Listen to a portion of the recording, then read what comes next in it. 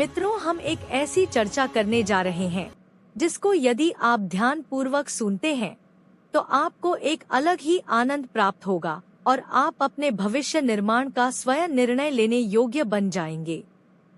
हमारी चर्चा का विषय है शिक्षा एवं रोजगार पर विशेष चर्चा।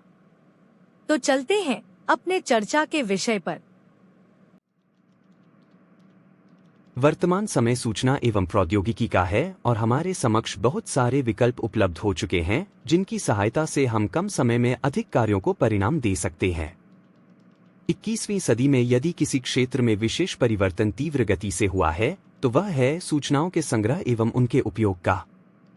जहां एक ओर हम सूचनाओं को तीव्र गति से प्राप्त कर रहे हैं तो वहीं दूसरी ओर हमारा अधिकांश कार्य रोबोट अर्थात मोबाइल तकनीक के माध्यम से हो रहा है। भारत के साथ विश्व में भी एक बहुत बड़ी चुनौती मानवीय शक्ति को उपयोग करने की प्रकट हो गई है। जहां एक ओर हमारे पास सीखने के बहुत सारे विकल्प उपलब्ध हो गए हैं तो वहीं दूसरी ओर हम अपने भविष्य के रोजगार को लेकर चिंतित हो गए हैं। हम अपने बच्चों को जब तक शिक्षा प्रदान करने में सक्षम रहते हैं तब तक हम कुछ निश्चिंत जीवन का आनंद लेते हैं, परंतु जैसे ही वह अपनी शिक्षा को समाप्त करते हैं उसे एक सही रोजगार की खोज होती है।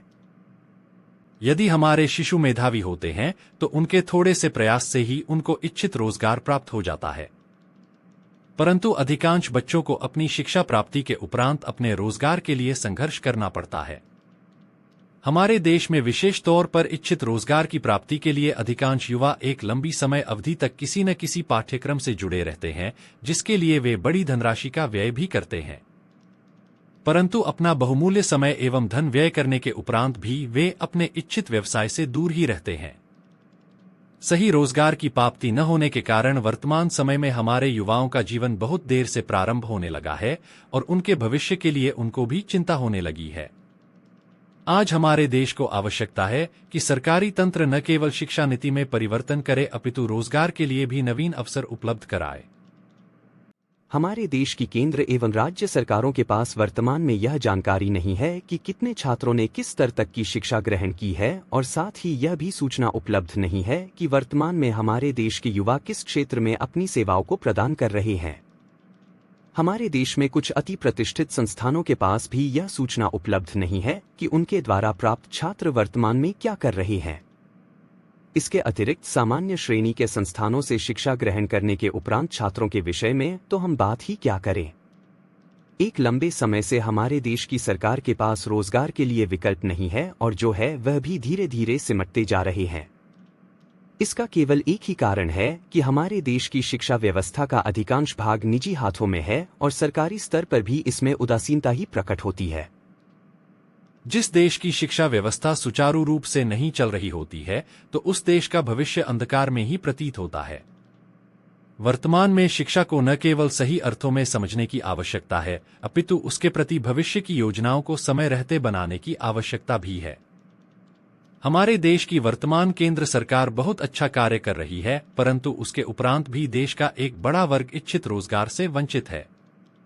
हमने इस दिशा में कार्य किया है और एक ऐसी योजना का निर्माण किया है कि जिससे हमारे देश का प्रत्येक छात्र न केवल अपनी शिक्षा को सही अर्थों में समझ पाएगा अपितु वह देश के लिए नवीन भविष्य का निर्माण भी कर सकेगा। हमारी यह योजना विशेष तौर पर भारत के भविष्य को आधार मानकर निर्मित की गई है, जिसमें हमें अपने जीवन के प्रति सम्मान, प्रेम और आत्मविश्वास का भाव जागृत होगा। हम अपने जीवन को यदि सही दिशा देना चाहते हैं तो हमें उन सूचनाओं का पता होना चाहिए जो हमारे इतिहास से वर्तमान में होती हुई भविष्य को स्पर्श करने के लिए कौतूहल मचाती है।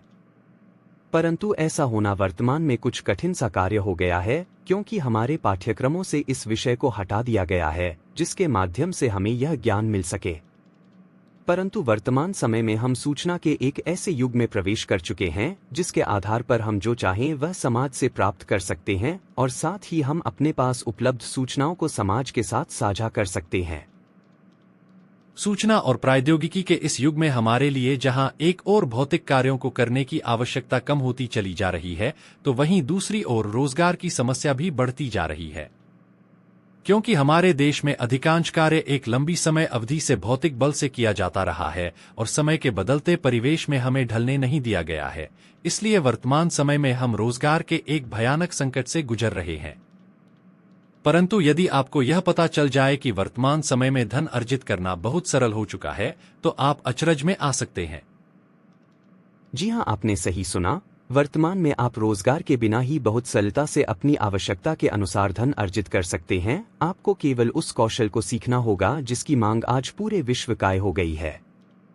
वर्तमान में पूरे विश्व में अधिकांश लोग अपने जीवन को सरलता से जीने के लिए नवीनता को सीख रहे हैं और साथ ही एक ऐसी शिक्षा प्रणाली से स्वयं को जोड़ रहे हैं जिसके द्वारा उनको सरलता से धन की प्राप्ति के साथ बहुत अधिक मात्रा में समय की भी बचत हो रही है।